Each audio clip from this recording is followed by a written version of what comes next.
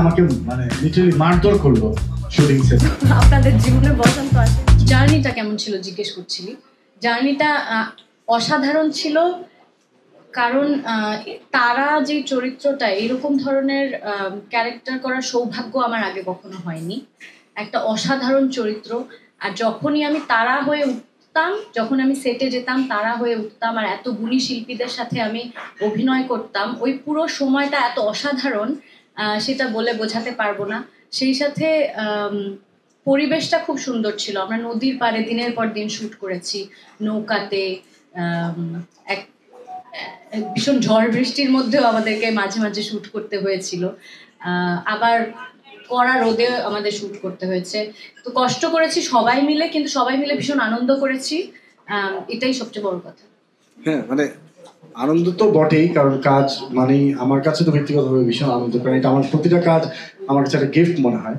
কিন্তু মিথিলা কেন এই ছবিটি করতে, এই চরিত্রটি করতে রাজি হলেন সেটাও জানতে চাই আজকে। আচ্ছা, আমি তোর ইন্টারভিউটা আমি নিব। কারণ গল্পটা অসাধারণ, গল্পটা অসাধারণ। আপনারা যদি ছবিটা কালকে দেখেন গিয়ে আপনারা বুঝতে পারবেন যে সত্যি কত অসাধারণ একটা গল্প। শুরু থেকে শেষ পর্যন্ত আপনাকে টানবে। তো আমি যখন পড়েছি স্ক্রিপ্ট, আমাকেও টেনেছে, সেই কারণেই মানে এই সিনেমাটা করতে রাজি হয়েছি। এবং অবশ্যই অরুণদা একজন গুণী নির্মাতা, সেই সাথে এত সব গুণী শিল্পীদের সাথে একসাথে কাজ করার সুযোগ।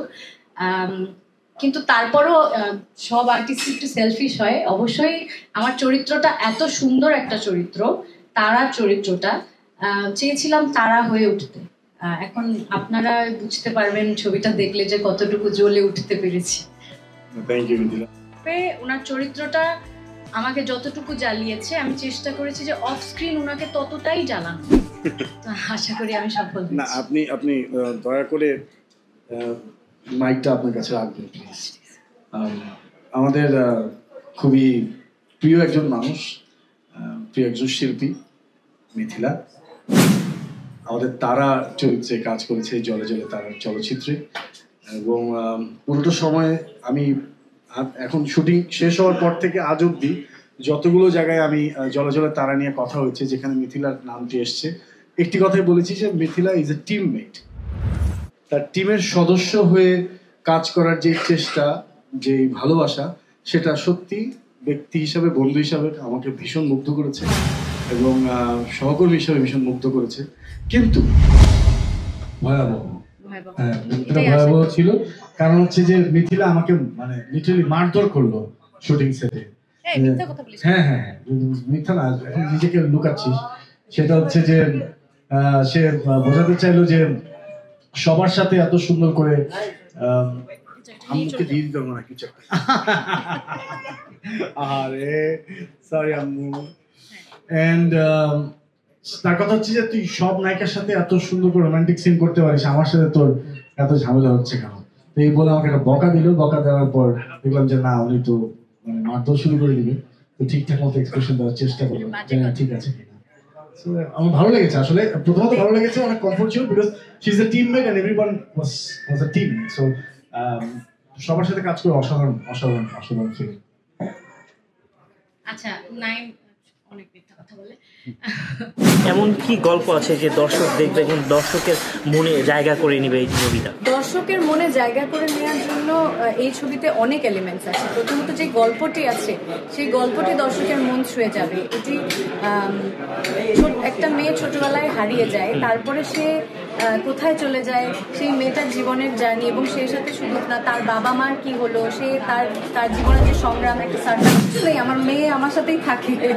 সো হ্যাঁ, এই যে এখনই বাসায় গিয়ে ওর সাথে দেখা হবে এবং ভালোবাসার দিবসে ওর সাথেই কাটানো হবে। কালকে যে সিটি আমি খুব কমই যাই, আমি বছরে একটা কি দুটোর বেশি তো কাজ করি না। আর আমার বাবা মা আছে বাড়িতে, অনেক মানুষ আছে।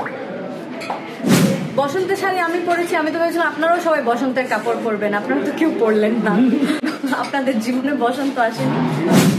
না, বসন্ত মনে হয় আপনারই মানে সবচেয়ে এখানে সবচেয়ে গুরুত্বপূর্ণ দেখা যাচ্ছে। হ্যাঁ অবশ্যই, আমার বসন্তের দিনে আমার ছবি, আমার সিনেমা জলে জলে তারা রিলিজ হচ্ছে, বসন্ত অবশ্যই আমার জীবনে এসেছে। ভয়ঙ্কর না বুঝলাম, মানে নায়কের কাছে থেকে ভয়ঙ্কর ছিল, কিন্তু আমার কাছে দুর্দান্ত। এবং শুনে আমার যেটা হচ্ছে যে জার্নিটা, যেটা সিনেমা, যে কোনো সিনেমায় কাজ করা আসলে একটা বড় একটা জার্নি বটে। কারণ হচ্ছে যে এখানে গল্প থাকে, টেকনিক্যাল লোকজন থাকে, এবং ঘন্টার পর ঘন্টা আমরা একসাথে কাজ করি। এখানে অনেক বন্ধুত্ব। প্রথমত সবাইকে অসংখ্য ধন্যবাদ আমাদেরকে সময় দেওয়ার জন্য। আমরা খানিকটা সময় বেশি নিয়ে ফেলেছি, সেজন্য আন্তরিকভাবে দুঃখিত। আমি নাইম, অভিনয় করি এই জলে জলে তারা ছবিটিতে। আমি কাজ করেছি, সৌভাগ্য হয়েছে হোসেন মাঝি চরিত্রে কাজ করার। যেহেতু এখানে যারা আছেন তাদের সবার ভিতরে সবচেয়ে ছোট আমি, তাই শুরুটা করতে চাইছি যাতে করে তোমাদের কাছ থেকে একটু করে কথা শুনি। বাংলাদেশে একজন শাকিব খান পরে যদি কেউ থাকে সেটা আপনি। এটা বলা যাবে না। শাকিব ভাই is Assam, he is the best. এবং তারপরে আমরা টুকটাক আশ্চর্য একটা বন্ধনে। আমার মনে হয় আপনাদের এই সিনেমাটা দেখলে ভালো লাগবে। আপনারা আসলে তারার যে জায়গাটা, সেটা মানে এই